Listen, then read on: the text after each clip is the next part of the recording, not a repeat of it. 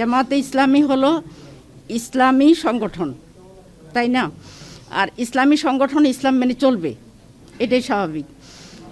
যেখানে আল্লাহ তাআলা পবিত্র কোরআনে বলেছেন আর রিজালু কাওয়ামুনা আলান নিসায়, পুরুষ হচ্ছে নারীদের পরিচালক। তো এখানে আল্লাহর এই নির্দেশটা, এটা কোরআনের নির্দেশ, এটা ফরজ। সেই হিসাবে কোনো ইসলামী সংগঠনে নারীরা নেতৃত্বে আসতে পারে না। আর আমরা এটা মেনে নিয়েই আমরা ঈমান এনেছি, এটা মেনে নিয়েই আমরা চলছি। সুতরাং শীর্ষ পদে নারী আসাটা গুরুত্বপূর্ণ না, গুরুত্বপূর্ণ হলো নারীর অধিকার আদায় হচ্ছে কিনা। আপনারা দেখছেন বাংলাদেশের গত 54 বছরে 2 জন নারী প্রধানমন্ত্রী দীর্ঘদিন ছিলেন, কিন্তু নারীদের সমস্যার কি সমাধান হয়েছে? নারীদের প্রতি সহিংসতা কি কমেছে? নারীদের অধিকার কি আদায় হয়েছে? তাহলে শুধু নারী শীর্ষ পদে থাকলেই যে একটা কিছু হয়ে যাবে, কথা তো ঠিক না।